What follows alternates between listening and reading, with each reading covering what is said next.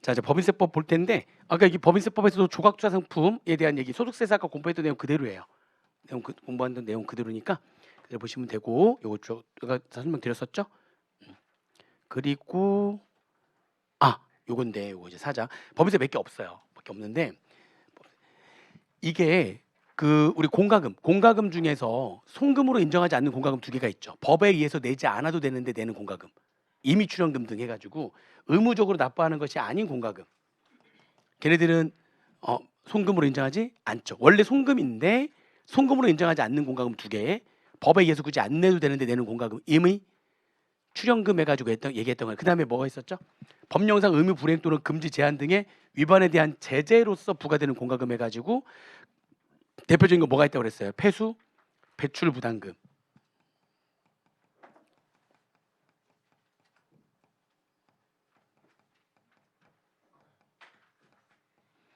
이게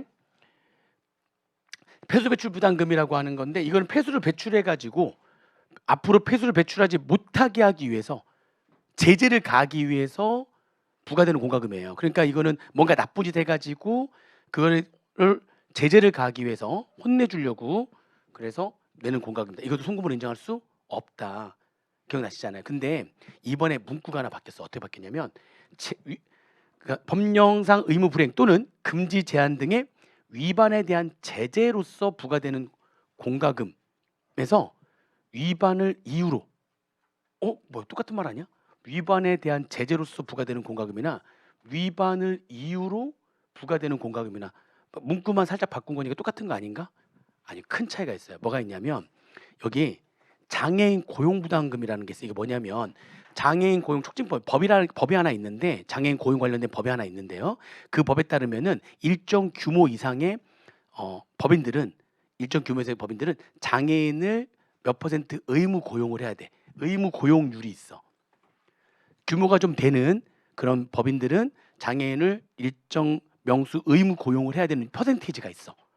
응? 의무 고용. 근데 그 의무 고용률에 못 미치는 장애인을 고용하면 그러면은 그 모자라는 그러면은 그거에 해당되는 얼마의 공과금을 내게 되어 있는데 그걸 장애인 고용 부담금이라 그래요. 그러면 장애인 고용 부담금은 뭔가 법에서 하라고 하는 거를 지키지 않았을 때 의무 고용률에 못 미쳤을 때에 내는 공과금이니까 그런 뭔가 장애인 고용 관련 법률이 있는데 그 법을 위반해 가지고 내는 건 맞죠.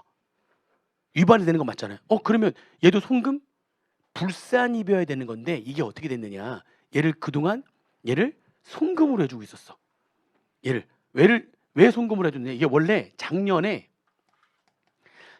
얘를 송금 불산입하는 걸로 하려고 작년에 이미 올라왔었어. 작년 초에. 재작년 계속 몇 년간 올라왔었어요. 장애인 고용 부담금도 송금 불산입으로 해야 된다. 이것도 법을 위반해서 내는 거니까. 근데 이게 작년에 23년도 12월 달 딱 1년 전에 이게 뭔가 소송이 하나 걸려가지고요. 왜냐면 생각해 보세요. 규모가 좀 되는 기업에서 장애인의 의무 고용률을 못 미치는 고용을 하는 데가 많을까 적을까?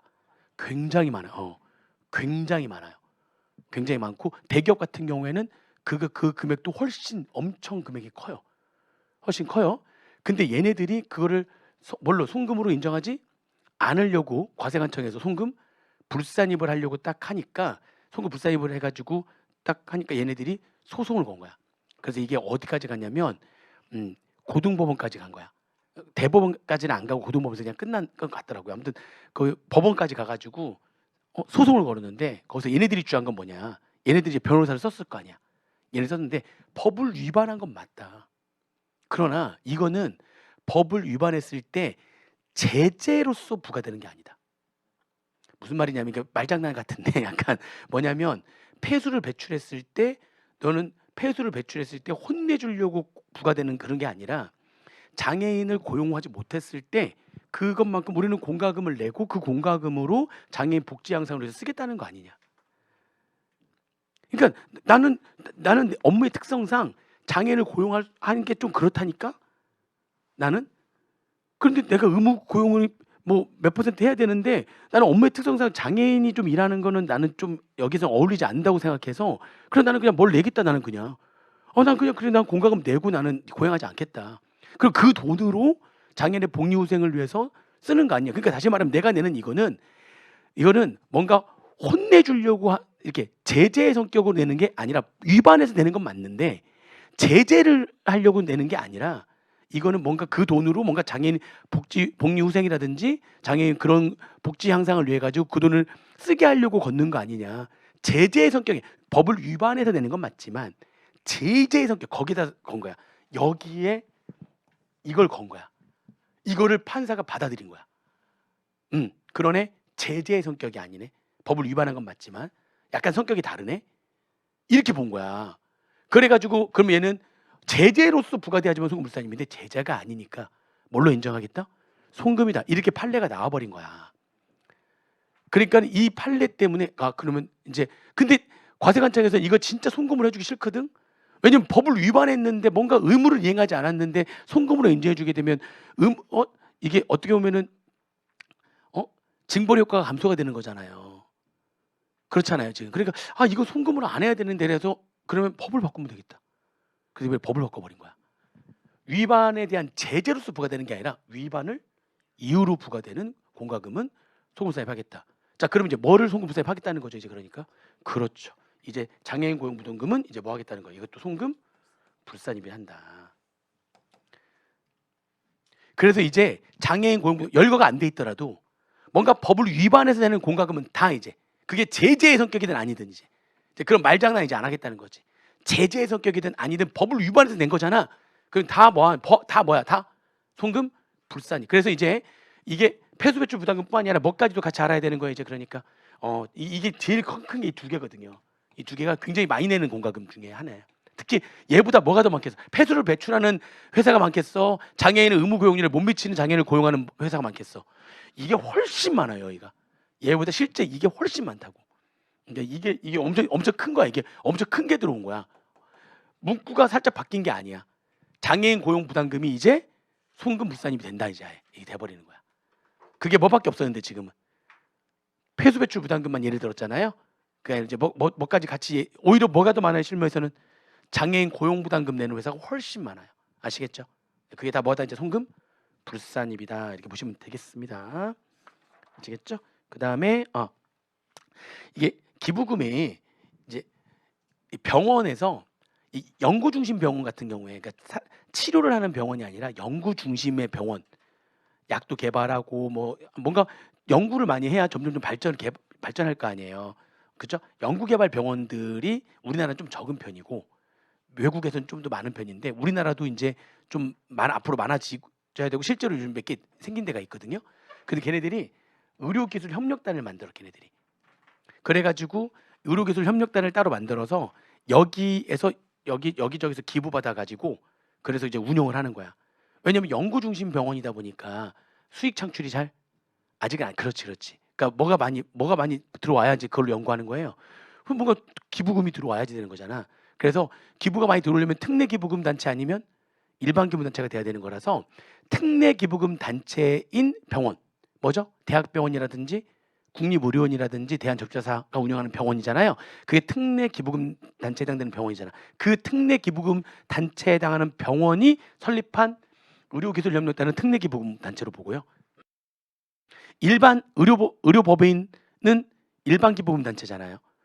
의료법인에서 설립한 병원은 걔네들이 설립하는 의료기술협력단은 일반 기부금 단체로 하는 거. 그러니까 특례 기부금 단체인 병원이 설립한 의료기술협력단은 특례 기부금 단체로 일반 기부금 단체에 해당하는 병원이 설립한 의료기술협력단은 이제 일반 기부금 단체로 해서 하나씩 더 추가된 거예요. 병원이 아니라 그런 병원에 설립하는 의료기술 협력단입니다. 얘네들은 여기서 기부받아가지고 뭐 하려고 한다고요? 연구 중심 병원 운용을 하려고 여기에 따로 만드는 거, 이 단체를 만드는 거거든요. 그렇게 하시면 되고요. 그 다음에 가가사업 이거 몰라도 되고요. 몰라도 됩니다. X치세 몰라도 되는 거는 실무상 필요한 거지 뭐. 준비금도 이것도 다 중요하지 않아요. 다 우리 수업목적상 중요하지 않습니다. 이쪽에 7장 내용도 몰라도 돼요. 진짜 뭐 하기 싫어서 그런 게 아니라 진짜 그래요. 진짜 진짜 수업목적상 중요하지 않은 거고요. 요것도 중요하잖아요. 중요하잖아요. 이거 법인세는 그냥 집어넣은 것들이 많아요. 이제 올라와서 이제 넣은 거지 실제로 중요하지 않은 것들이고 요거는 그러니까 중요하진 않은데 나올 수는 있어요. 중요하진 않은데 문구 하나 정도는 나올 수가 있는 부분이어 가지고 그래서 이게 뭐냐면은 우리가 그 법인세에서 공부했던 것 중에 소득공제가 적용되는 법인은 걔네들이 페이퍼 컴퍼니 그죠? 무슨 투자회사 투자기구 유동화 전문 무슨 회사 걔네들은 페이퍼 컴퍼니잖아요. 페이퍼 컴퍼니 그러면 페이퍼 컴퍼니면은 하나의 펀드가 그냥 동의상의 회사가 된 거지. 그래서 얘네들이 벌어들인 그 소득에 대해서 얘네들이 몇 퍼센트 이상 배당을 주면 90% 이상 배당을 주게 되면 그 배당금 준 거를 뭐 해주겠다? 배당 가능 이익의 90% 이상을 배당하게 되면 걔네들은 소득 공제해주겠다. 그렇게 소득 공제해주겠다. 그런 거잖아요. 근데 그 소득 공제 얘가 뭐가 있냐면 그럼 소득 금액 거의 이 소득 금액이 쉽게 얘기하면은 소득 금액 배당 가능 이익이라고 보면 되는데 소득 금액에서 배당 가능 이익의 90%라고 하는 건 뭐냐면 소득 금액에서 2월 결손금 빼고 그 다음에 이익준비율 적립하는 금액을 뺀 나머지가 배당 가능 이익이에요. 아니 그러니까 올해 벌어진 소득이 100억인데 근데 지금 30억만큼 2월 결손금이 있으면은 배당 가능 이익은 얼마가 되는 거야?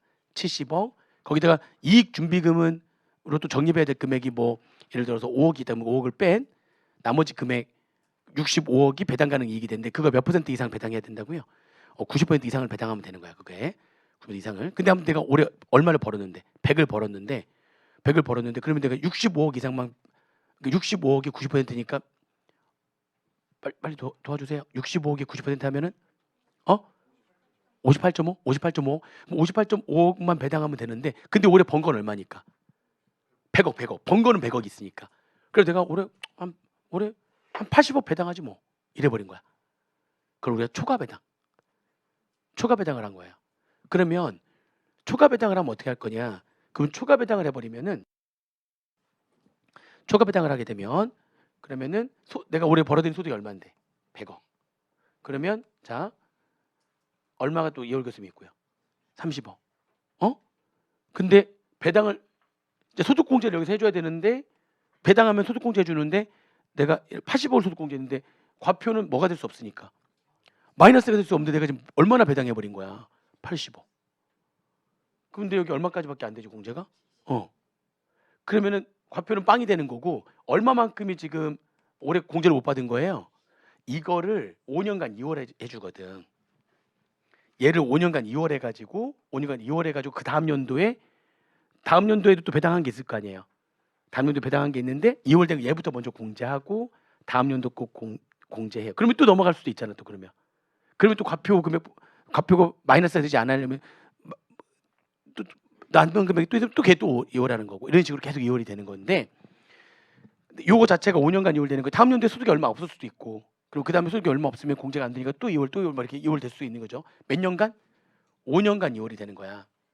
5년간 2월이 되는데 규정이 조금 명확하지 않았어. 왜냐하면 그 다음 연도가 됐다고 볼게요. 그 다음 연도에는 그러면 그 다음 연도에 벌어진 소득이 예를 들어서 50인 거야. 50. 그 다음 연도에는 2월 결손금이 이제 없어. 여기도 다 공제했으니까 2월 결손금 없는데 문제는 2월 결손금이 없는데 그러면 여기 얼마 넘어왔어 지금 이게. 그러면 올해 배당은 또 얼마 있느냐? 올해 배당을 예를 들어서 또 45를 했대. 올해 배당을 45원을 했대. 올해 배당은 여기서 빼야 되는데 45원을 빼는데 어떻게 하느냐? 45원을 뺐는데 뭐부터 먼저 빼고 이 표현이 없었던 거야. 2월 전체 넘어온 2월 된 거 먼저 빼고 그리고 뺀 금액 얼마? 40이잖아. 여기에서 45를 빼야 되는데 얼마밖에 못 빼는 거야. 그렇지. 그러면 이제 올해 거 얼마가 또 2월 되는 거야 다음으로. 이런 식으로 하려면 올해 이게 명확한 규정이 없다. 넘어가가지고 어떻게 빼야 되느냐의 순서가 명확히 안 돼 있어서 명확하게 한 거야. 그러니까 2월 교습이 있으면 얘 빼고 1, 2, 3의 합계 금액이 해당 사람의 소득 금액을 초과하면 그건 소득 금액이 얼마인데 해당 소득 금액이 50. 2월 교습 빵 2월 된 거 얼마? 10. 얘 얼마? 45. 초과했잖아. 5원 딱 그게 지금 남아있는 5원 말하는 거잖아 지금. 그러면 걔는 또 어떻게 또 2월 된다 이런 얘기 하는 거죠. 이게 좀 명확하게 이렇게 얘 표현을 한 거야. 소득 금액에서 얘를 합한 금액을 뺐는데 그래도 남은 금액 그 차이 나는 금액은 올해 공제가 안 되는 거니까 또 얘는 어떻게 또 5년간 2월 된다. 명확하게 이제 표시가 된 건데, 근데 이게 제가 뭐가 문제가 나온다는 거냐면 얘를 2월 했잖아요. 이렇게 2월 했잖아요. 그러면 여기 이제 공제를 해야 되는 거, 이거는 2월 된 게 공제가 되는 거고, 이건 올해 배당한 거가 또 공제가 되는 거잖아. 이건 2월 된 거 공제되는 거고, 이건 올해 배당한 거 공제되는 거잖아요. 근데 올해 배당한 거 공제하려면 아까 배당 가능 이익 몇 퍼센트 이상을 배당해야 된다고 그랬죠? 만약에 배당 가능 이익의 90% 이상을 배당한 게 아닌 거야. 지금 2월 교수금이 없잖아요. 얘는. 그럼 이익준비금 적립하는 금액 없다 친다면 얼마를 배당해야지만 되는 거죠? 40? 45? 95%가 45%인가? 아닌가? 40? 47.5? 좋아요. 그러면 이익준비금으로 5원을 한다면 45에 90% 하면은 40.5? 그러면 40.5. 근데 아까 얘가 얼마를 배당했죠, 올해? 45 했으니까 그러면 올해 배당 가능 이익의 90% 이상을 배당했으면은 2월 공제도 공제가 되고 올해 배당하는 또 소득 공제가 되는데, 만약에 올해 40.5가 아니라 올해 40.2를 한 거예요. 40.2. 그러면 2월 공제도 안 되고 올해 공제도 소득 공제가 안 되는 거예요. 그게 여기 문구에 빠져 있는데, 이거 우리 교재 보면 나와요. 우리 교재 보면은 2월 된 금액도 올해 몇 퍼센트 이상을 무조건 몇 퍼센트 이상 배당을 해야지만 2월 공제든 해당 연도에 배당한 금액을 소득 공제하든 2월 되는 거 소득 공제하든, 이것도 2월 된 금액을 소득 공제해야 될 거 아니야. 2월 된 거 소득 공제하든 올해 배당한 거 소득 공제하든 전부 다 올해 벌어들인 배당 가능 이익의 몇 퍼센트 이상 배당을 해야지만 되는 거라고요. 90% 이상 배당을 해야지만 2월 돼서 넘어온 것도 공제가 되고, 만약 그러니까 올해 90% 이상 배당 안 하면 올해 공제가 하나도 안 되지. 올해 배당해도 공제가 안 되죠. 그러면 2월 된 거는 그냥 그 다음 연도로 바로 2월 되는 거예요. 그냥 2월 되는 거예요. 공제가 안 돼. 2월 몇 년간 2월 되는 거니까 5년간.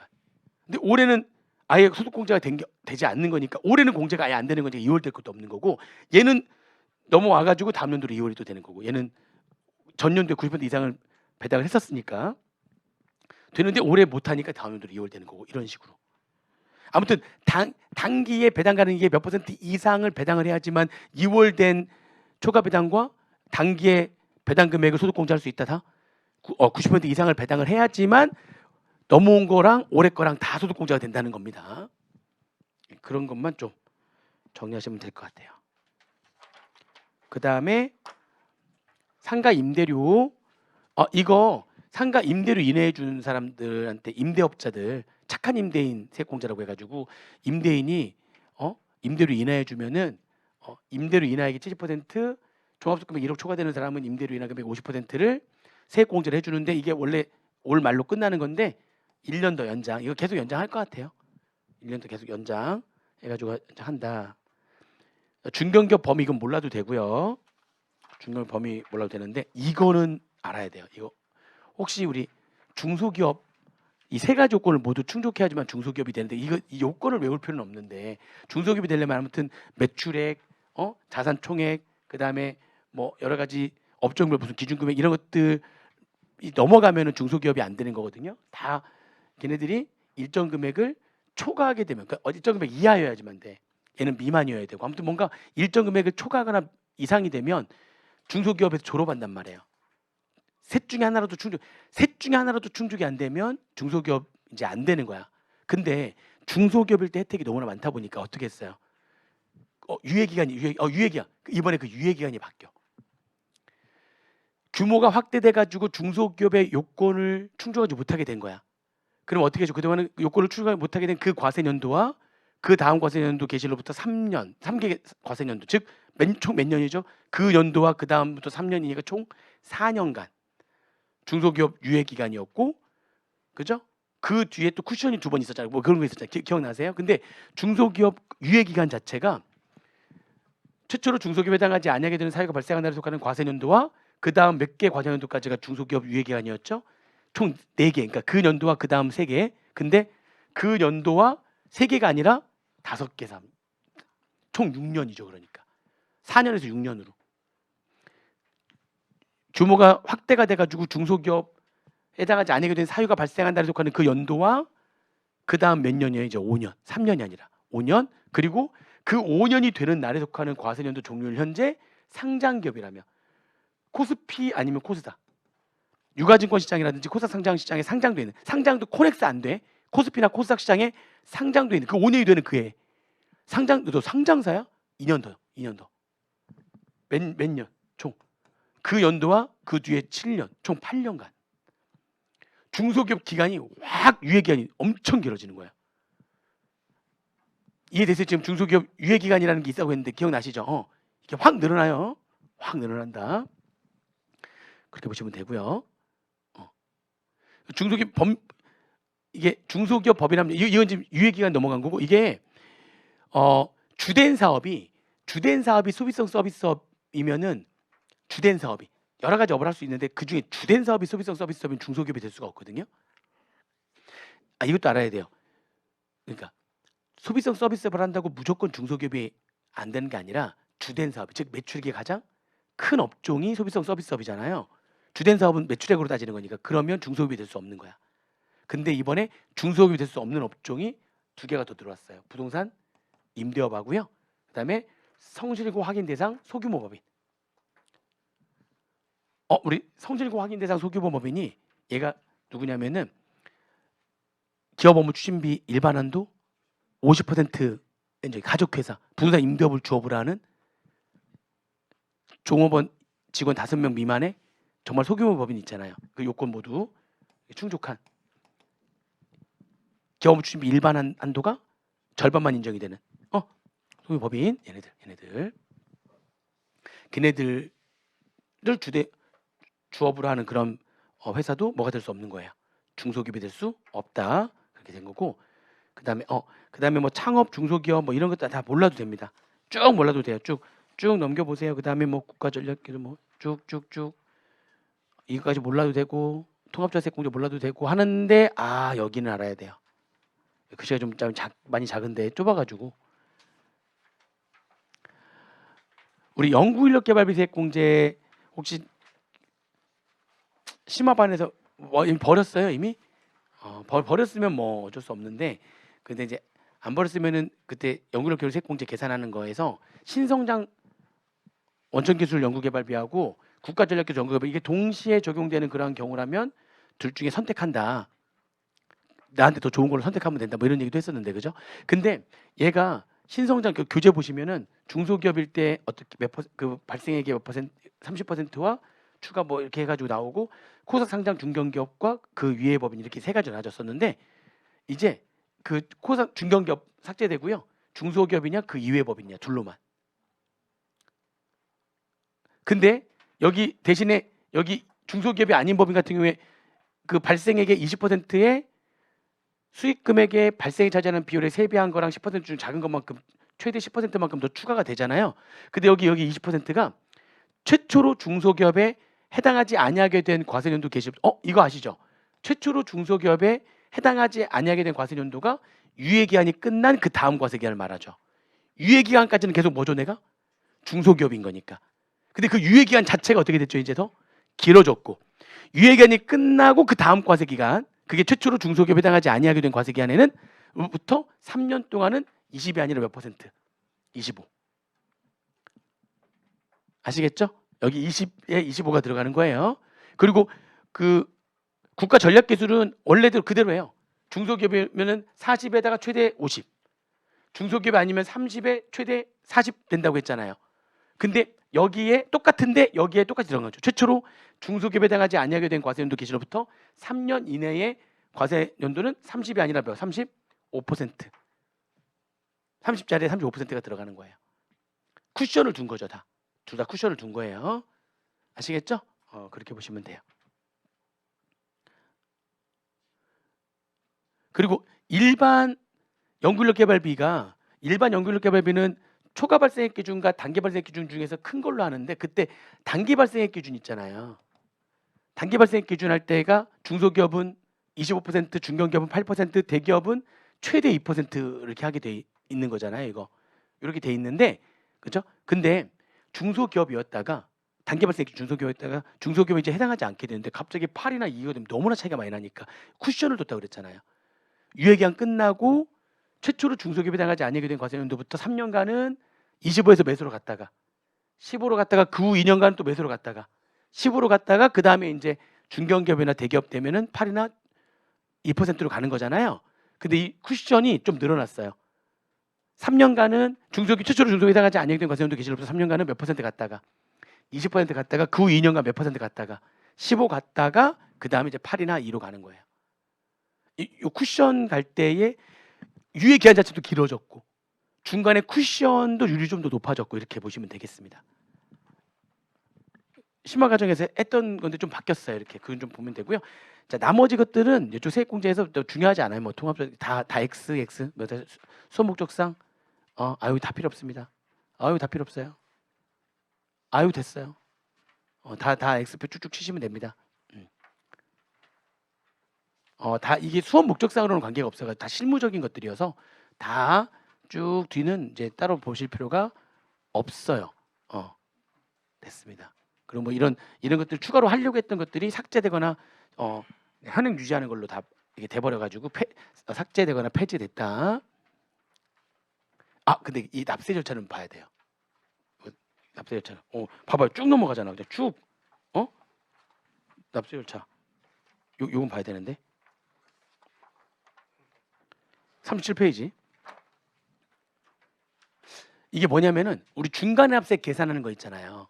중간납세 계산하는 거 여기까지만 보면 되거든요. 밑에 쭉 나와 있는데 여기까지만 보면 되는데 뭐냐면 중간납세 계산하는 거는 원래 두 가지 방법 중에 선택하는 거잖아. 법인의 중간납세액은 중간납기한 종료로부터 2개월 내에 법인 직접 계산해 가지고 신고 납부하는 거거든요. 그러니까 12월 말 법인 같은 경우는 중간납기한 6월 말이니까 8월 말까지 중간납세 계산해 가지고 신고 납부하는데 계산 방법은 직전 과세기간의 산출세 직전 연도의 산출세액을 기준으로 할 거냐, 해당 중간납 기간의 실적을 기준으로 할 거냐, 둘 중에 선택해서 계산하는 거잖아요. 그렇죠? 근데 그런 게 있었어. 그런데 1번으로만 해야 되는 경우, 2번으로만 해야 되는 경우, 그렇죠. 기한이 8월 그때까지 안 해버렸어. 지난 다음에 그때 신고 안 하고 지난 다음에 하게 되면은 몇 번으로만 한다고 그랬어요. 1번으로만 해야 된다. 그 다음에 2번으로 해야 되는 경우는 뭐냐면 직전 사람들의 세액이 없거나 아직 얼마인지 확정이 아직 안 됐거나 그죠? 아니면은 분할로 인한 최초 사업연도거나 분할로 인한 최초 사업연도에는 직전 연도에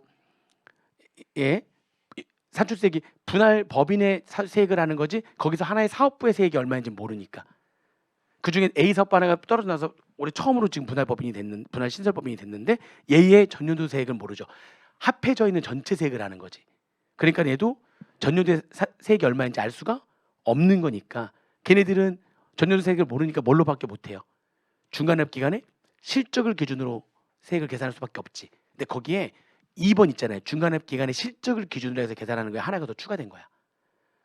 누가 그렇게 해야지만 되느냐? 하나가 더 들어왔는데 뭐냐면 공시대상 기업 집단에 속하는 법인, 공시대상 기업 집단에 속하는 내국법인 연결법인도 다 똑같이 중간에 내국 일반 법인과 마찬가지로 연결 납세제도 적용할 때도 다 똑같이 중간에 납하거든요. 근데 공시대상 기업 집단 아시죠? 얘기했었는데 계열사 다 합해서 5조 이상. 그보다 더 위가 있죠. 얘도 당연히 공시대상 기업 집단 안에 들어가 있는데 그 중에서도 계열사 자산 다 합했더니 10조 이상이면은 상호주자 제한 기업 집단에 속하는 법인이라고 했고 기억나세요? 그러니까 걔네들 다 어디에 들어가? 다 공시대상 기업 집단 중에서도 10조 이상이면은 이제 상호주자 제한 기업 집단이 되는 거죠. 그러니까 공시대상 기업 집단은 아무튼 일명 대기업들이죠. 진짜 대기업 그리고 대기업이라고 불리는 기업 요 정도. 조금 애매한 기업들 그러니까 지금 업계에서 한 30개 안에 들어가면 상호주자 제한 기업 집단 안에 들어가고요. 업계에서 한 70 이 안에 들어가면은 공시대상 기업 집단에 들어갑니다. 그래서 이제 한 50 몇 등 이렇게 이게 애매한 애들은 우리가 대기업도 아니고 중소기업도 아닌데 근데 걔네들 사실 대기업이에요. 공시대상 기업 집단에만 들어가면 대기업인데 그 중에서도 진짜 대기업 뭔 상호 출자 제한 기업 집단이 될 것이고 아무튼 얘네들은 무조건 몇 번으로만 하래요. 여기에 속하는 여기 안에 들어가 있는 계열사들 많잖아. 걔네들은 2번으로만 하는데 단 그 걔네들 중에서도 중소기업 규모의 법인이 있을 거 아니에요. 계열사들이라고 해가지고 대기업의 계열사인데 진짜 조그마한 계열사일 수도 있잖아. 걔네들은 빼고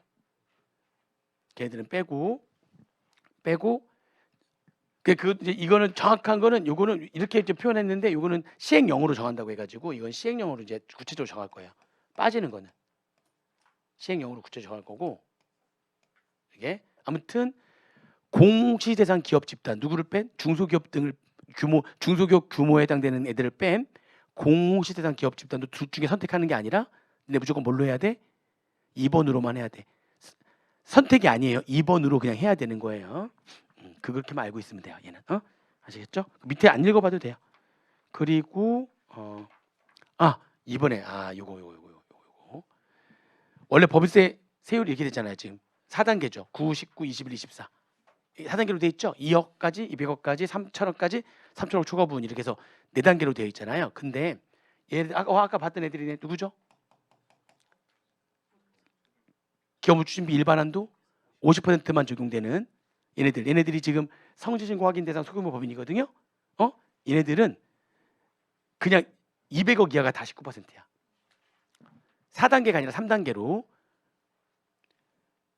그러니까 개인 사업자가 부동산 임대업을 하는 거랑 개인 사업자가 임대업을 하는 거랑 좀 차이가 너무 많이 나가지고 안 되겠어. 니네도 좀 많이 내. 안 되겠어. 소득세 같은 경우에는 어떻게 되는 거니까요. 구조가 10억만 넘어가더라도 막 45% 되고 막 그러잖아요. 근데 법이니까 막 200억까지 되는 건데 2억까지 몇 퍼센트니까 2억까지 9%. 야 이건 개인에 비하면 너무 낮다. 안 되겠다. 개인 사업자들이 부동산 임대하는 거랑 차이가 너무 심하다 해가지고 그러니까 아예 한 단계를 없애버렸어 그냥. 200억까지 다 몇 퍼센트예요? 19%입니다. 아시겠죠? 그렇게 보시면 되고요. 그 다음에 이제 기부하면은 이제 말했잖아요. 워낙 이게 기부를 하다 보니까 기부가 종교단체 기부를 많이 하는데 종교단체 기부하는데 이게 참 막 영수증을 마구마구 발급하고 막 이래가지고 문제가 심각하다 막 그랬잖아요. 지금은 이제 확인이 바로바로 될 수 있게 전자기부금 영수증을 발급하게 돼 있는데 옛날에는 종이나 전자 중에 선택하는데 잘 안 듣기려고 다 뭘로 하는 거지 막 종이로만 막 하는 거야. 종이로만 하는데 이제는 이제 강제인데 직전 연도에 기부금 영수증 발급 합계 금액이 일정 금액인데 그 일정 금액은 이제 대통령령으로 정한다고 했는데 아마 3억 이상으로 정한대요. 일정 금액을 초과하는 법인데 그 일정 금액을 3억이나 또는 3억보다 더 큰 금액으로 할 거래. 근데 아직 대통령령으로 정한다고 해가지고 아직 안 나왔는데 3억 이상 대통령령으로 정하겠다 이렇게 돼 있어. 일정 금액은 3억 이상. 아무튼 그게 3억이라고 한다면 직전연도에 기부금 영수증 발급 합계 금액이 3억을 초과하게 되면 얘네들은 무조건 어떤 형태로 영수증을 발급해야지만 돼요. 전자적 형태로.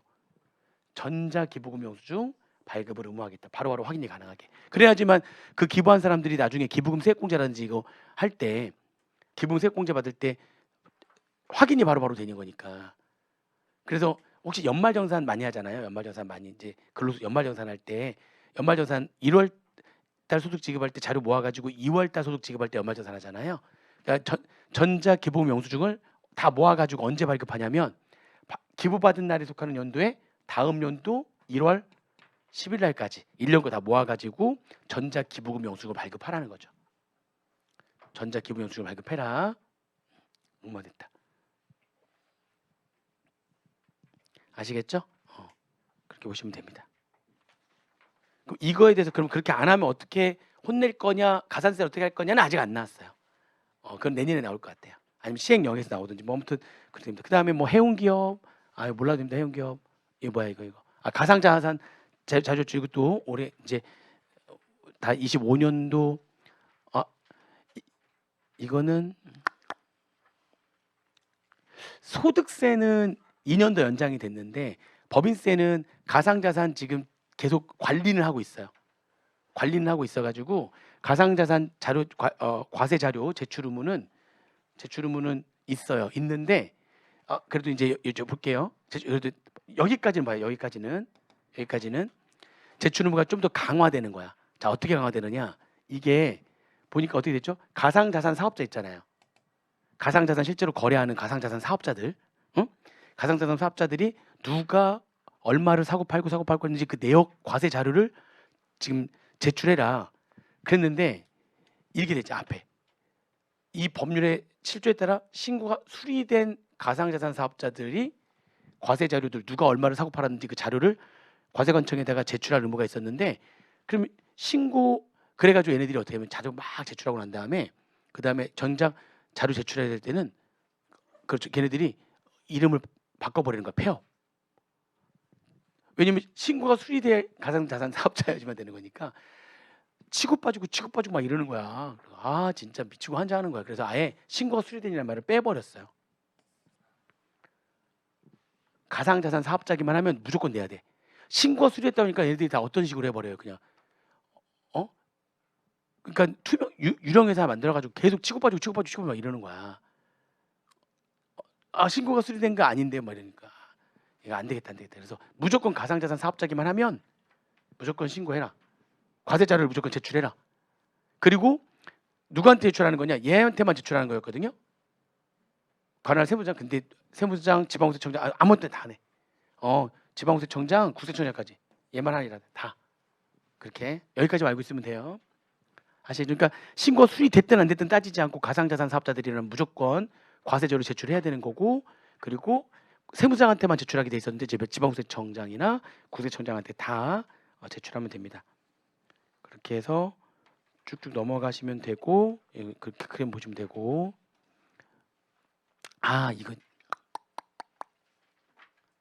이것도 말 문제만 잠깐 정리하자면 이런 거예요. 이게 어떤 내용이냐면, 그러니까 연결 집단을 하나의 법인으로 보고요. 연결 모법인이 있고 연결 자법인이 있을 텐데, 연결 집단을 하나의 법인으로 봐가지고 얘네들이 중소기업 요건을 충족했는지. 그러면 연결 집단 자체가 중소기업 요건을 충족하게 되면, 그러면은 이게 연결 법인에 대해서 연결 법인이 많잖아요. 근데 그 연결 법인 중에 어떤 법인은 중소기업이고 어떤 기업은 중견기업이고 어떤 건 막 대기업인데 다 합해가지고 봤더니 중소기업인 거야. 그럼 모든 연결 법인을 다 뭘로만 봤냐면 중소기업 규정을 적용하게 했었단 말이죠. 근데 이게 개정돼가지고 이제 이렇게 된 거야. 연결 집단 자체를 연결 법인들 중에서는 중소기업도 있고 중견기업도 있고 대기업도 있는데, 연결 집단을 가지고 판단했더니 중소기업인 거야. 중소기업. 그러면 그 안에 연결법인들 많이 있을 거 아니에요? 그럼 그 연결법인, 옛날에는 그 연결법인 전부 다 뭐를 적용했는데 다 중소기업으로 봐가지고 규정을 적용했는데, 그렇게 되면 연결 집단이 중소기업이면은 연결법인들 중에 중소기업들만 중소기업 적용하고, 중견기업이라면 중견기업 적용하고, 대기업은 아예 대기업대로 가는 거야. 이제는. 그리고 잘 보세요. 그리고 연결 집단 자체가 중견기업이야. 근데 그 안에 연결법인 중에서 누구도 있어. 중소도 있고 중견도 있고 대기업도 있을 거 아니야. 근데 연결 집단 자체가 중견기업의 요건을 충족하잖아요. 그러면 중소기업이라든지 중견기업에 해당되는 연결법인에 대해서 전부 다 중견기업으로 규정을 적용한대요.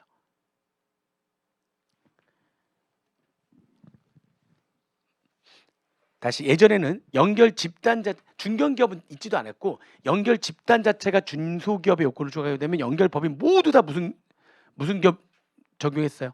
중소기업 규정을 적용했어요.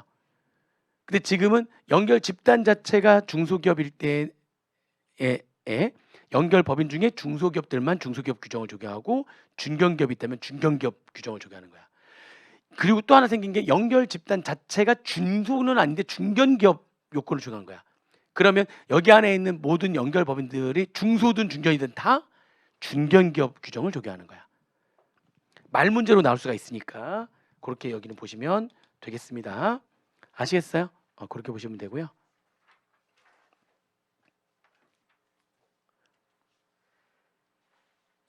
그러면 나는 원래 중소기업인데 연결 집단 자체가 중견이거나 대기업이 돼버리면, 그럼 나는 중소기업 규정을 적용 못 받네. 이제 내가 중소기업인데 내가 들어가서 연결 집단 자체가 중소기업이어야지만 나도 그대로 중소기업 규정을 적용하는 건데 연결 집단 자체 중견기업이면 나는 중견기업 규정이 돼버리는 거고 연결 집단 자체가 아예 중소중견이 아닌 대기업이면 나는 중소중견 아예 안 되는 나도 대기업이 돼버리는 거야. 나만 보면 뭔데? 중소인데. 나만 보면 중소인데 연결 집단 자체가 중견이거나 대기업이어가지고 내가 뭐를 적용받지 못하게 되는 거죠. 이제 중소기업을 적용받지 못하게 되면은 얘도 3년간 그 중소기업을 적용받지 못하는 그 연도와 그 다음 연도 계속해서 3년 총 몇 년간 4년간은 계속 중소기업을 적용하게 하는 유예기한이 있었는데 그게 아까 우리 유예기한이 3년에서 몇 년으로 늘었으니까 나는 중소기업인데 연결 납세를 적용했을 때 연결 집단 자체가 중견이나 대기업이어서 내가 뭐를 적용하지 못하게 되면 중소기업 규정을 적용하지 못하게 되는 상황이 되면 아니야. 그 연도와 그 다음 몇 개, 3개가 아니라 5개 연도 동안에는 계속 뭐를 적용할 수 있게 해줄게? 계속 중소기업을 적용할 수 있게 해줄게. 중소기업 유예기간이라는 게 있는 거죠. 여기에도 똑같이 있는 거예요. 이해되세요? 무슨 말인지 이해되시죠? 그렇게 보시면 되고요. 됐습니다. 해운 기업 몰라도 되고요. 요것도 다 몰라도 돼요. 비거주자 쪽도 좀 어려운데 요거 하나 말로 나올 수 있어가지고 이거 잠깐 정리하자면 비거주자나 외국법인이 우리나라 국채에 투자해가지고 이자를 받았어요. 그럼 국내 원천 수득이니까 우리나라에서 과세가 돼야 될 거 아니에요. 과세가 돼야 될 거 아니야. 그래서 얘가 세금을 냈다. 근데 알고 보니까 이게 비과세 상품인 거야. 근데 내가 뭘 내버렸어? 세금을 냈는데 내가 낸 거야? 아니면 나한테 주는 사람이 원천인수해서 낸 거야? 그렇죠. 나한테 이자를 줄 때 원천인수 하고 냈을 거니까 사실 이게 뭔데 사실 지금 비과세인데 원천인수해가지고 내버린 거야. 자 그러면 내가 안 내야 되는데 낸 거니까 과다신고 납부하니까 돌려주세요라고 하는 경정 청구를 해야 될 거 아니야. 돌려주세요라고 경정 청구를 해야 될 거 아니야. 근데 이 경정 청구를 누가 하느냐면 내가 받아야 되는데 내가 지금 비거주자나 외국법인이거든. 내가 그 돈을 돌려받아야 되는데 내가 하는 게 아니라 그 원천인수 했던 원천인수 의무자 있죠. 국내에 누군가 나한테 이자를 지급했던 원천인수 의무자 얘만 경정 청구할 수 있고 나는 그냥 걔가 경정 청구해서 받아준 금액을 환급만 받을 수가 있는 거야. 내가 뭐를 못해.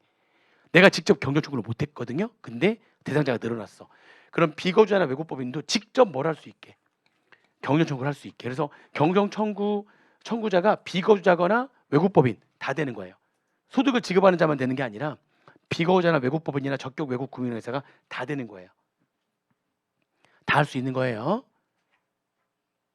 원천 인수를 한 날이 언제예요? 소득을 원천 인수를 한 날이 다음 달 10일 날 납부했을 거 아니에요. 그 다음 날인 11일부터 5년 내. 똑같이 경정 청구 몇 년 안에 하는 거니까. 5년 안에 하는 건데 그 다음 달 왜 11일부터인지 아시겠죠? 왜냐면 납부를 언제 했으니까. 10일 날 납부했으니까 다음 날인 11일부터 5년 안에 경정 청구하는 거예요. 근데 누구도 할 수 있다고 이제 비거주자나 외국 법인도 직접 경정 청구를 할 수 있다. 그냥 말 문제로 나올 수 있으니까 예전에는 누구만 경정 청구할 수 있었는데요. 소득을 지급하는 자, 원천인수 의무자만 할 수 있었는데 근데 비거주자나 외국 법인이 직접 경정 청구할 수 있다. 그렇게만 알고 있으면 돼요. 됐어요. 이것도 몰라도 되고. 자 그러면 합병 분할 쪽에서도 별로 중요한 내용 아니에요. 합병 분할도 중요한 내용 아니니까 자 이제 부가가치세로 갑니다. 자 부가가치세는 이번에 개정된 게 거의 없는데 이게 기중에 개정된 거예요. 11월 12일 날 시행령인데 이미 개정됐어. 11월 12일 날 저번 달에 이미 개정됐는데 뭐냐면 이거 우리 개인적 공급 있잖아요. 개인적 공급을 했는데 개인적 공급 중에서도 그러니까 개인적 공급을 했는데 이게 부정기적으로 주는 거가 있고 정기적으로 주는 게 있잖아요. 경조사와 관련해 가지고 내가 재화를 직원들한테 그러니까 누구한테 주는 거죠? 이걸 누구한테 주는 거죠? 직원들한테 재화를 사용인 직원들한테 경조사와 관련해 가지고 재화를 주거나 아니면 딱 정기적인 거 설날, 추석, 창립기념일, 생일날 여기 부정기적이나 정기적인 거 해가지고 내가 직원들한테 물건을 주는데 각각 1번, 2번 각각 얼마씩은 재화에 공고를 오지 않는다? 각각 10만 원씩. 만약 각각 10만 원을 초과하게 되면 초과하는 금액만 재화에 공고를 보는 거고 각각 10만 원까지는 재화에 공고를 오지 않는다. 근데 그 정기적인 거를 한 번 더 나눴어.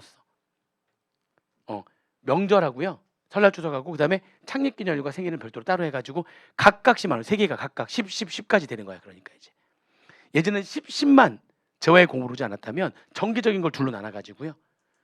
명절과 기타로 나눈 거지. 그러니까 창립기념일, 생일 이렇게 둘로 이걸 나눠서 이거 10만 원, 이거 10만 원, 이거 10만 원이 각각 재화에 공고를 하지 않는다. 아시겠죠? 이렇게 그다음에 뭐 혈액의 동물 혈액까지 포함해서 면세가 된다는 거 중요하지 않고요. 이건 아까 세금계산서, 전자계산서 발급 전송 세액공제 기간 연장돼 가지고 계속 해준다는 거 됐고, 그리고 이제 여기 이게 수시부가세액이라고 하는 게 소득세하고 조세를 포탈할 우려가 있었을 때, 또는 외국군에게 군납하거나, 그리고 또는 조세를 포탈할 우려가 있었을 때 법인세나 소득세는 수시부가 할 수가 있어서, 수시부가 과세기한 중에 수시부가세액이 있다면 걔가 확정신고 납부할 때 기납부세액이 돼가지고 빠지잖아요. 기억나세요? 근데 부가가치세는 수시부가라는 게 없었어. 그럼 부가가치세는 조세를 포탈할 우려가 있었을 때 수시로 부과 안 하냐, 과세관청이. 없었어, 아예 규정이. 근데 이번에 생겼어. 부가가치세도 무슨 부가 하겠다고요? 부가가치세도 수시부가 하는 거야. 이제 수시부가 하는데, 우리 법인세랑 소득세는 수시부가 사유가 둘이었잖아요. 외국군에게 군납하거나 또는 조세를 포탈할 우려가 있을 때, 얘도 조세를 포탈할 사업장 현황, 영업상황 등을 고려해서 대통령으로 정하는 사유로 부가가치세를 포탈할 우려가 있을 때 수시부가 한대. 얘도 조세 포탈의 우려가 있을 때 수시부가 한대. 근데 외국군에게 군납하는 게 아니라 그 다음에 하나가 더 있는데, 이게 수시부가 사유가 이거랑 두 개인데요. 거짓세금계산서를 발급하거나 발급 한쪽, 수취 양쪽 단대. 이 거짓세금계산서가 뭐냐? 세 가지예요. 실제 거래도 하지 않았는데 세금계산서만 발급하고 수취하는 가공의 세금계산서. 그 다음에 공급자 또는 공급받는 자가 다른 사람 명의로 기재가 돼가지고 위장 명의, 그걸 타인 명의 세금계산서를 발급하거나 수취한 거. 그 다음에 세금계산서의 일부로 과다 기재해가지고 발급하거나 수취한 거. 그 세 가지예요. 딱 세 가지. 가공, 위장, 과다 기재 한 세금계산서를 발급하거나 수취한 경우, 이거를 과세관청이 알게 되면 수시로 부과하는 거예요. 기실로부터 해당 사유가 발생한 그 날까지를 수시부과 기간으로 해가지고 그 기간 안에 발생한 부가세를 수시로 부과해버리겠다는 거죠. 그럼 이것도 나중에 예정신고하거나 확정신고할 때에 얘네들도 기납부세액처럼 빠지겠다. 그러니까 그쵸, 기납부세액처럼 빠지겠다. 근데 잘 보세요. 그리고 조세를 포탈할 우려가 있을 때 당연히 수시부가 하는 건 당연한 거고요. 그거 말고 세금계산서를 부실기재한 거 아니야. 부실기재 해가지고 세금계산서 발급한 거는 수시부가 사유가 아니에요. 세금계산서를 어떻게 발급하거나 수취해야 되는 거예요? 가공, 그죠? 위장. 그게 뭔 말인지 알죠 지금? 그리고 과다기재 이 세 가지 됐죠? 자, 그다음에 이 명의위장 사업자의 가산세가 강화가 됐는데, 이게 뭐냐면은 굉장히 그러니까 미등록하고, 이게 다른 말로 하면 타인 명의 등록이에요. 다른 사람 타인 명의로 등록하거나, 타인 명의 등록된 걸 이용해 가지고 내 사업을 하거나, 아니면 아예 처음부터 내가 타인 명의로 등록을 하거나, 명의를 위장해서 등록한 거죠. 명의위장 등록이죠. 명의위장 등록. 다른 사람 명의로 등록하거나, 다른 사람 명의로 등록되어 있는 사업자 등록증을 내가 이용해서 사업을 하거나. 그리고 그렇게 한 거를 알게 된 날에 직전일까지 발생한 전체 공급가격 합계 금액의 미등록과 마찬가지로 몇 퍼센트? 1%. 간이과세자는 그렇게 알게 된 날이 직전일까지 발생한 전체 공급 대가 합계 금액의 0.5%였거든요. 이게 미등록가산세라는 퍼센테이지가 똑같았단 말이에요. 미등록이나 타인명의 등록이나. 근데 타인명의 등록이 더 나쁜 놈이라고 본 거야, 미등록보다. 그래서 이제 2배씩. 일반 과세자는 똑같아요. 그 타인명의로 등록해서 사업하는 걸 알게 된 날이 직전일까지 발생한 전체 공급가격 합계 금액의 몇 퍼센트?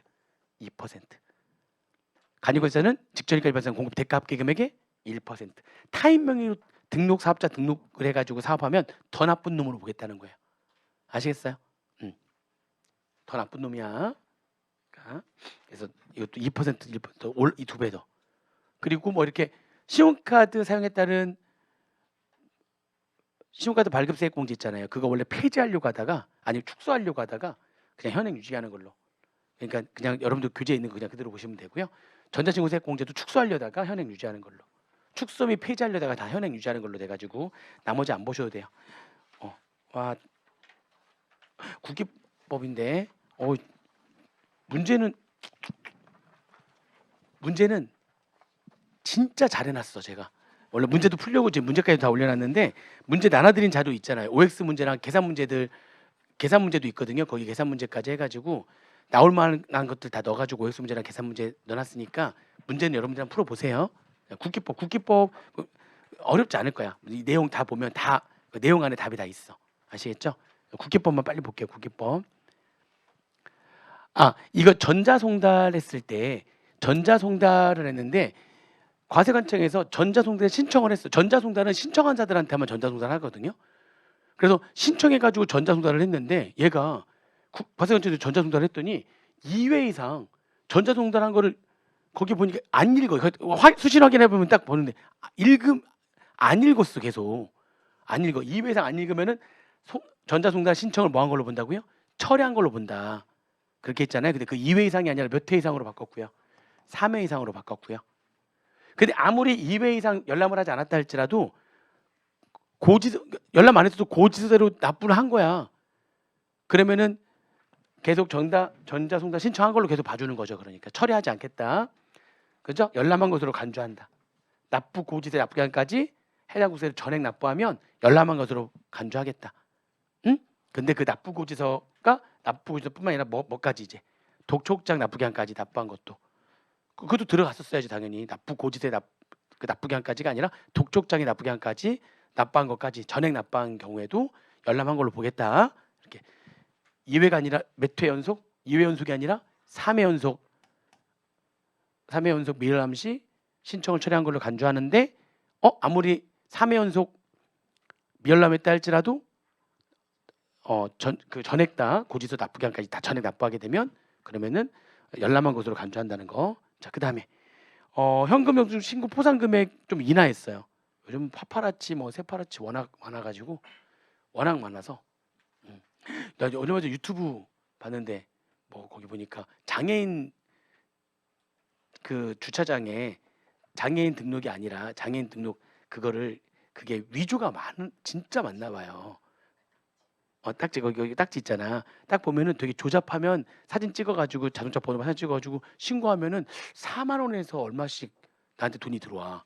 그래서 그걸 아예 그냥 알바로 하는 사람이 있는데 무슨 헌터 해가지고 하는 사람이 있던데 그 사람이 거기 어떤 지역에 뜨잖아. 그럼 그 지역 초토화식 1시간에 막 열 몇 건씩 신고해 버리는데 그 열 몇 건 신고한 게 다 위반 차량이야. 더 웃긴 건 뭐냐면 그 지자체에서 걔네들 그 적발하잖아요.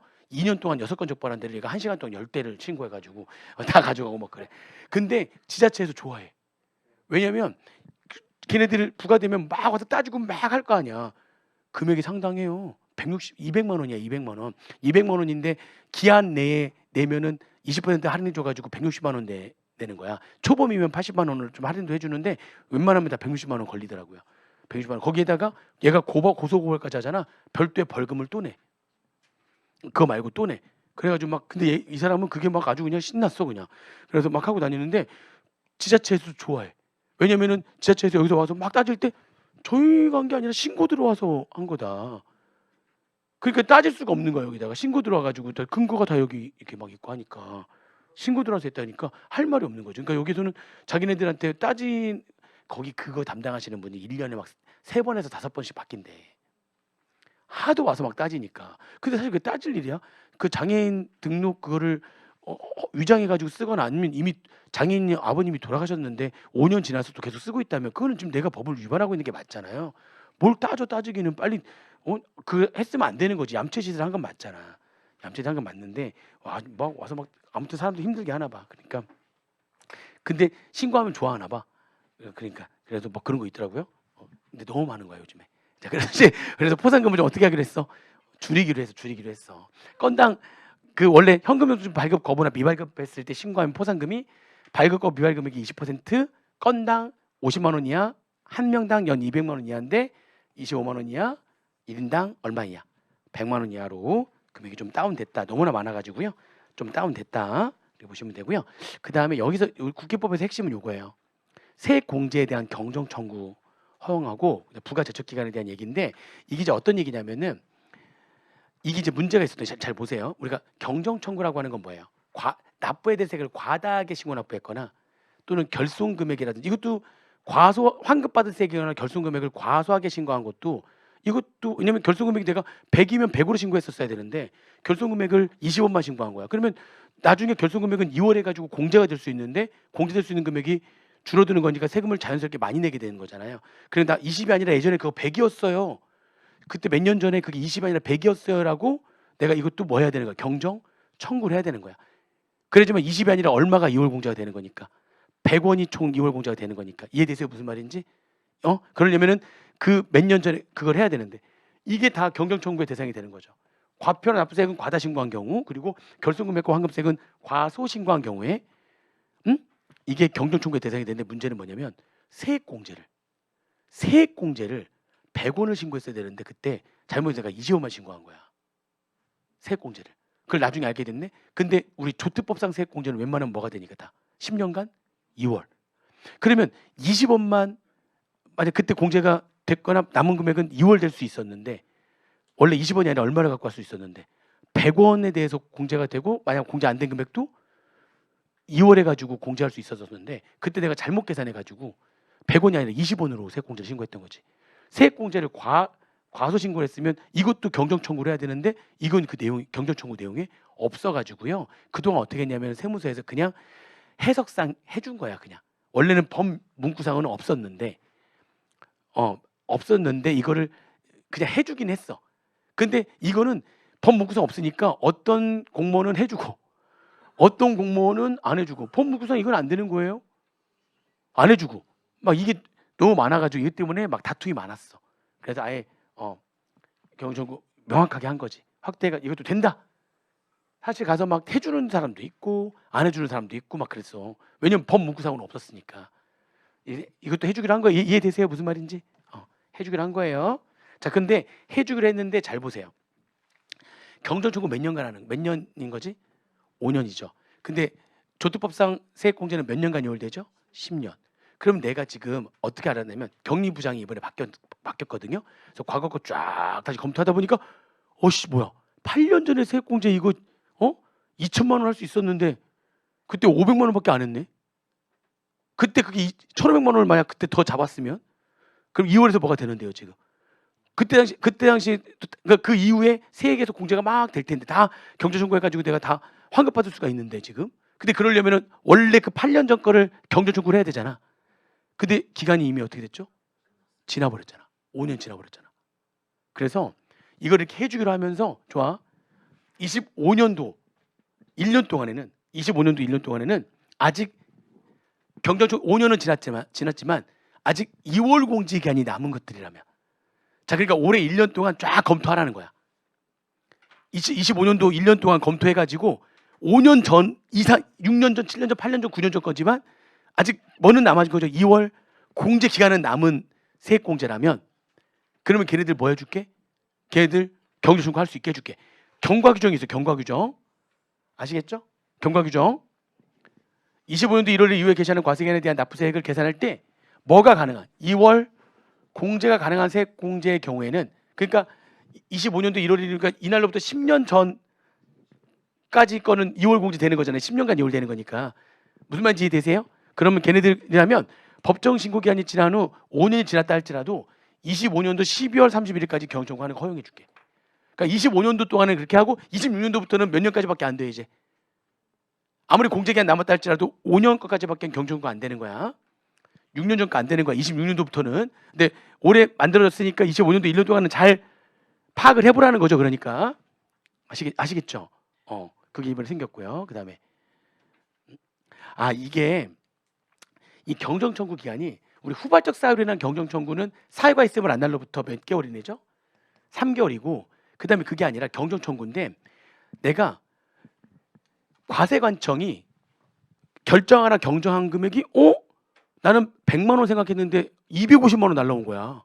증액돼 가지고 결정 경정된 거야. 근데 나 이거 내가 생각할 때는 이거 무조건 100만 원인 거지. 그래가지고 해가지고 이거 어떻게 한 거지? 이것도 경정?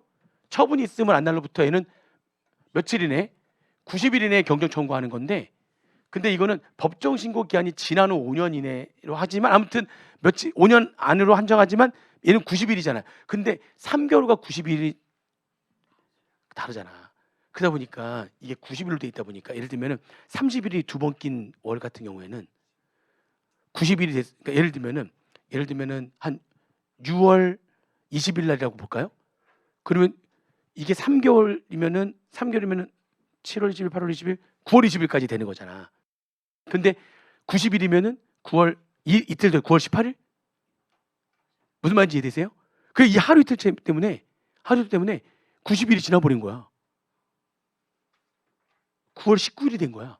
그래서 얘가 그런 거죠. 아직 3개월 안 됐잖아. 아니에요. 그건 3개월이 아니라 90일 내에 했었어야 된단 말이에요. 무슨 말인지 이해되세요?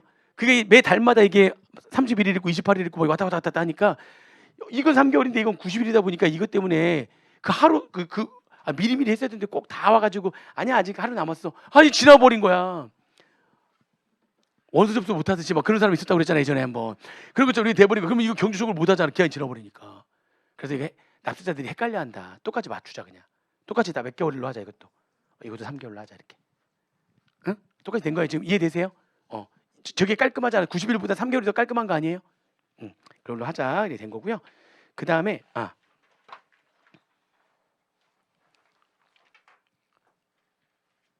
이거 국세 부과권 제척 기간인데 국세 부과 제척 기간도 일반적인 경우는 5년, 무중개했으면은 7년 뭐 이렇게 되고 뭐 여객거래 같은 경우는 뭐 이렇게 가잖아. 그죠? 근데 이게 보세요. 내가 2월 결소매 공제가 15년 동안 되잖아. 15년. 그럼 이거 부과권은 과세관청이 하는 건데 A라는 법인이 갑자기 막 9년 전 2월 결소금을 지금 공제하는 거야. 근데 이거 2월 결소금이 이거 너무 많은 거 아니야? 공제하니까 얘가 세금을 줄였는데 과세관청에서 그런 거 9년 전과 자료를 보려고 그런 거죠 지금. 9년 전 자료 봐야 되는데 얘네들이 그동안 계속 신고를 해왔던 거야. 그러면은 일반적인 신고를 해서 허위 신고나 누락 신고한다 할지라도 그러면은 부가권 제척 기간은 5년밖에 안 되는 거니까 9년 전 거 자료를 볼 수가 없잖아. 그게 제대로 됐는지를 확인해야 이게 제대로 됐는지를 확인해야 지금 이 결손금 공제 금액이 올해께 제대로 됐는지 확인할 수가 있는데 그래서 그때 어떻게 돼? 부가권 제척 기간을 어떻게 특이하게 특례를 만들어 가지고 그렇죠. 이 공제가 됐어? 그럼 이 공제가 된 날로부터 1년 안에는 그때로 돌아가 가지고 확인할 수가 있는 거죠. 그러니까 부가권 제척 기간이 지금 9년 전이더라도 확인할 수가 있는 거죠. 그렇죠? 근데 뭣도 이제 그렇게 하는 거죠. 2월 결수만 그런 게 아니라 이제 아까 우리 뭐도 들어왔으니까 이제 세액 공제에 대해서 경정 청구를 할 수 있게 해줬으니까 세액 공제를 내가 올해 너무 많이 받았어. 근데 그러면 이거 세액 공제도 몇 년간 이월되는 거니까 10년간. 근데 얘가 계속 신고를 해왔거든. 그럼 나는 자료를 몇 년 전 자료밖에 못 거는 거지? 5년 전까지밖에 못 보는데 얘가 8년 전 거 이것도 확인하고 싶거든. 그러면 그 부가권의 제출 기간 특례는 내가 2월 공제가 된 해로부터 1년 안에 그렇게 돼 있잖아요. 이거 1년, 기억나세요? 이거 공제를 받은 그런데 1년 그날로부터 1년 안에 부과할 수 있는 거죠. 그 전 자료를 확인할 수 있는 거지. 그래서 이게 들어온 거죠. 그러니까 다음에 금액 2월 결소금 등 2월 결소금하고 그다음에 조특법에 따라서 2월 된 세액 공제액에 대해서 너무나 많이 공제가 된 것 같은 거야. 그럼 이 부과를 하려면 그때로 돌아가서 부과를 해야 되는데 부과권 제척 기간이 지났더라 할지라도 그죠? 그 2월 공제 기간 내에 공제를 했잖아. 그날로부터 몇 년 안에 1년 안에는 그 자료로 돌아가서 부과할 수 있는 거죠. 가가지고 과세관청이 부과할 수 있다. 그렇죠? 그래서 그 2월 결소금 등이 발생한 과세 기간에 소득세 또는 법인세의 부가제척 기간은 2월 결소금이 발생한 그 과세 기간 그 9년 전, 막 12년 전, 2월 결소금은 15년 동안 이월되는 거니까 아무튼 9년이라고 볼게요. 9년 전 거 그때 그 발생한 그 연도에 그 부과를 하기 위해서는 부가권의 제척 기간이 이미 지났다 할지라도 올해 공제를 받았으니까 공제를 받은 날로부터 1년 안에는 그 걔네들이 2월 결소금 등이 발생한 과세 기간에 제대로 2월 결소금이 그 결소금이 제대로 있었고 세액 공제금이 제대로 됐는지를 내가 가서 확인할 수가 있어야 된다는 거죠. 부가권 제척 기간이 만료되지 않았어야 내가 확인할 수가 있는 거니까. 그래서 2월 결소금 등을 공제한 과세 기간에 법정 신고 기한으로부터 몇 년 안에 내가 그 9년 전 거 자료를 볼 수가 있다고요? 1년 안에. 그러려면 걔가 그 9년 전 거 자료도 갖고 있어야 되네. 그래서 당연히 뭐가 있어야 되는 거죠? 그렇죠. 자료의 보관 의무도 이것도 당연히 2월 결소금을 공제를 하게 되면은 원래 장부 보존도 증빙 장부 5년간 보존하는 거잖아요. 근데 내가 2월 결소금이나 세액 공제 똑같이 2월 세액 공제를 지금 그 2월 골수금이나 세액공제가 발생한 그 과세 기간으로부터 8년째 9년째 지금 내가 공제를 받았다면 그 자료를 갖고 있어야 나중에 세무조사 나와서 부가권 행사할 때 그 자료를 볼 수가 있는 거니까. 이해되시죠? 무슨 말인지? 그러니까 그 공제를 한 똑같죠. 공제를 한 과세 기간의 법정 신고 기한으로부터 1년간은 계속 보관을 해야 된다라고 하는 건 똑같이 예, 그 규정이 있는 거죠. 2월 골수뿐만이 아니라 이제 뭐까지 같이 여기 들어온 거예요. 그러니까 세액 공제까지 똑같이 들어온 거예요. 그 규정이. 아시겠죠? 그렇게 보시면 되고요.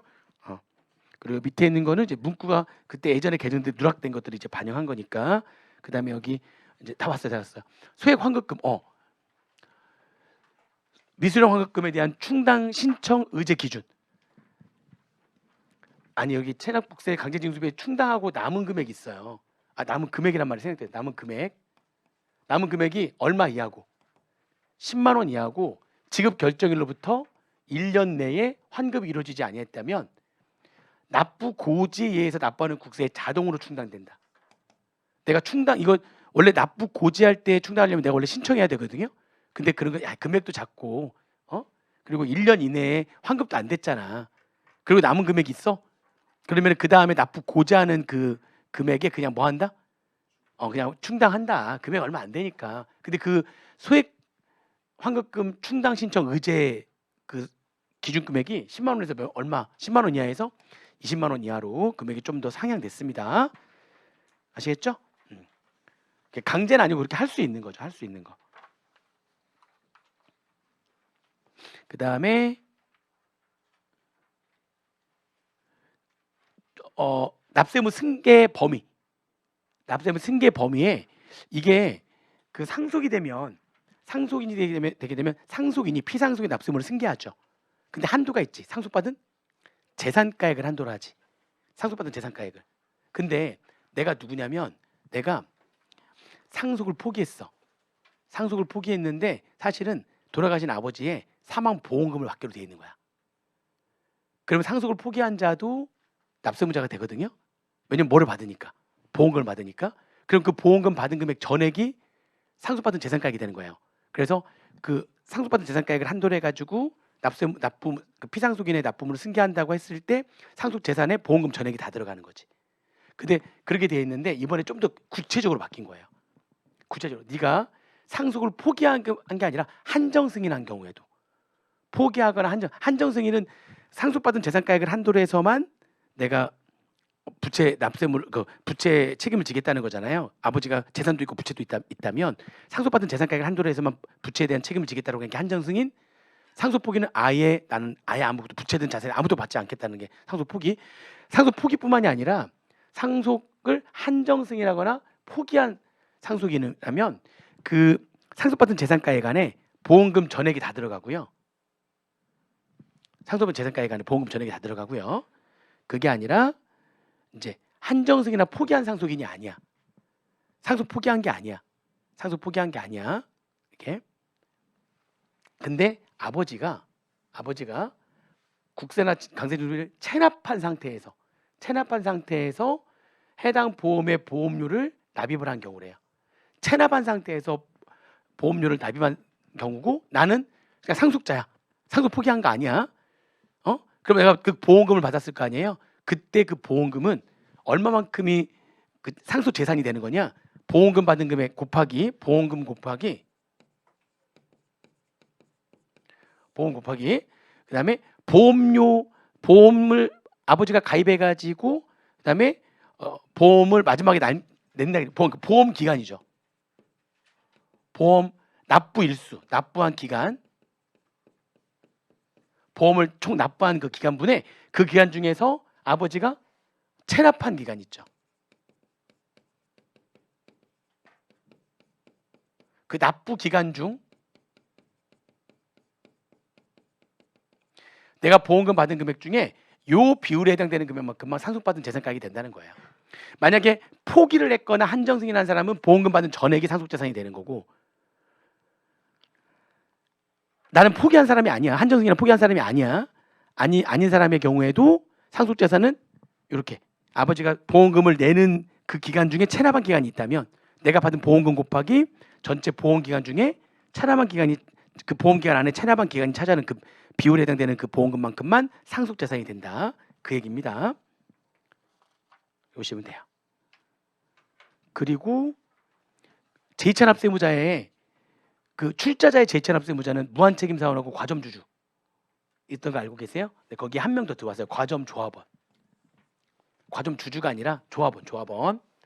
영농이나 영어조합법인의 영어조합법인의 조합원 한 명과 그 특성계좌의 출자액 합계 금액이 전체 출자 금액의 50%를 초과하게 되면 그 그룹을 다 과점주주라고 하는 거죠.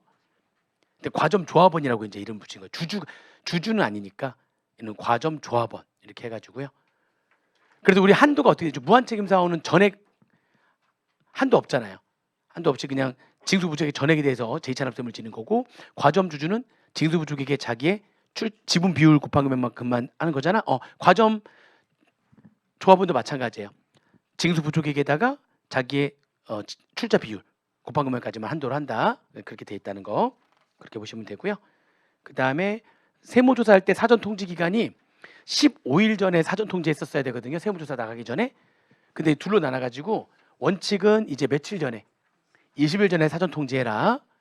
근데 이게 만약에 불복 청구하는 거거나 또는 과세전 적부심사 했을 때 불복 청구하거나 과세전 적부심사 청구를 하게 되면, 그러면은 거기에서 어떤 결정이 내려진 결정 때문에 재조사를 하게 되는 경우가 있어요. 불복 청구하거나 과세전 적부심사 청구로 인해 가지고 재조사를 하게 된 거야. 세무조사를 다시 조사하게 된 거지. 다시 재조사를 할 때는 그때 한 번 조사한 거에 대해서 또 재조사가 들어가는 거니까 걔는 그냥 며칠 전에 7일 전에 걔는 단축하고 일반적인 경우는 늘리고. 아시겠죠? 둘로 나눠졌어요. 아무튼 뭐든지 간에 재조사 결정에 따른 세무조사는 7일 전에 통지, 일반적인 세무조사는 며칠 전에 통지, 20일 전에 통지. 그렇죠? 그다음에 우리 그 과세전 적부심사 청구는 과세 예고 통지 대상자들이 과세 예고 통지를 받았을 때, 과세 예고 통지를 받았으면 아직 과세가 된 건 아니잖아요. 그 사이에 과세전 적부심사 청구를 하는 거잖아요. 뭐를 받아야지만 하는 거죠. 그러니까 과세 예고 통지 등을 받아야 과세전 적부심사 청구를 하는 거거든요. 근데 이게 내가 과세 예고 통지를 받았다 할지라도 그 과세 예고 통지가 어떤 과세 예고 통지냐 해가지고, 그러니까 과세 예고 통지를 받은 경우에는 과세전 적부심사 청구를 할 수가 있는데, 여기 쭉 있다가 여기 마지막 이거 납부 고지세액이 100만 원 이상이야. 그럼 과세 예고 통지가 나오거든요. 그런데 아무리 100만 원 이상이라 할지라도 감사원의 시정 요구에 따라 세무서장이나 구세청장이 과세 처분한 경우로서 시정 요구 전에 과세 처분 대상자가 감사원 지적 사항에 대한 사전에 소명 안내를 받았다면, 그러면 과세 예고 통지를 할 필요가 없는 거죠. 감사원에서 소명 안내장이 나왔으니까 내가 과세관청에서 과세 예고 통지를 할 필요가 없는 거야. 그래서 요거는 과세 예고 통지를 할 필요가 없다. 근데 거기에 하나가 더 들어간 거야. 이게 뭐냐면, 과세 예고 통지를 할 필요가 없는 게 뭐냐면, 내가 기한 후 신고를 했어요. 기한 후 신고를 했는데 신고만 하고 돈이 없어서 납부는 안 한 거야. 기한 후 신고만 했어. 납부 안 했어. 그럼 납부 안 하니까 나중에 이제 얘네들이 왜 납부 안 하냐 해가지고 이것도 과세 예고 통지 하거든요. 납부할 세액이 얼마 이상인 거야. 그걸 고지하거든요. 그러면 걔네들이 이제 고지서를 보낼 거거든요. 근데 그 금액이 예를 들면 한 500만 원이야. 500만 원. 그래서 고지서를 좀 그 고지서를 보내기 전에 뭐 하고 보낸다고? 그 납부세액이 100만 원 이상이라면 과세 예고 통지가 보내주고 납부 고지서를 보내야 되는데, 근데 과세 예고 통지 딱 하려고 봤더니 어차피 내가 과세관청에서 납부 고지하려고 하는 그 500만 원이 얘가 기한 후 신고했던 금액인 거야. 그 금액이 같은 거야. 동일한 거야. 그럼 얘도 알고 있는 거잖아 지금. 그러니까 굳이 뭐 통지를 보낼 필요가 없는 거야. 그럴 때는 예고 통지 안 하고 바로 뭐 하죠? 그냥 과세 납부 고지서를 보낸다는 겁니다. 그래서 기한 후 신고를 했는데 돈이 없어가지고 납부를 하지 아니한 그런 경우로서, 또는 과소납부한 경우로서 세무장이나 지방세청장이 해당 기한 후 신고 과세표준 신고서에 기재된 과세표준세액과 동일하게 결정해가지고 고지를 보낼 경우에는 아무리 금액이 얼마 이상이라 할지라도 100만 원 이상이라 할지라도 뭐를 보낼 필요가 없는 거예요. 그렇죠. 쟤도 알고 있는 거니까 과세 예고 통지를 보낼 필요가 없는 거다, 이런 얘기입니다. 과세 예고 통지를 안 보내면 내가 뭘 할 수가 없는 거죠. 과세전 적부상 청구를 할 수가 없는 거예요. 그거는. 그럼 그거는 나도 신고한 금액이니까 과세전 적부상 청구를 할 수 없는 거고요. 고지가 되고 난 다음에 뭐는 할 수 있는 거지. 만약에 불만이라면 불복 청구는 할 수 있는 거지. 사후구제제도 불복 청구는 할 수 있는 거지. 이해되시죠? 자, 여기까지입니다. 법소부하고 국기법까지 설명을 드렸고요. 여기 문제는 다 해설 완벽하게 해설해놨거든요. 여기다 다 해놨기 때문에 거기다 문제 풀어주시면 돼요. 꼭 풀어보세요. 제가 이번에는 문제까지 원래 이런 거 안 만들다가 올해는 문제까지도 다 여러분들한테 좀 도움 되게 하려고 개정되는 내용 집어넣어서 말문제 그리고 계산 문제도 다 집어넣은 거니까 꼭 풀어. 많지 않으니까 꼭 풀어보세요. 오늘 다 복습하시고 오늘 다 할 거죠? 내일 내일 하세요. 네. 아무튼 나중에 시행령도 안이 나오게 되면 작업해가지고 한 열흘 안에 작업해가지고 또 공지해서 시행령 특강도 한번 하도록 하겠습니다. 아무튼 열심히 하시고 남은 기간 동안 지금 말도 안 되게 열심히 하고 있는 거 맞죠? 말도 안 되게 앞으로 해야 되는 거예요? 잠깐 봐요 우리. 아무튼 열심히 하시기 바랍니다. 오늘 시행령 특강 때도 봐요. 고생하셨습니다.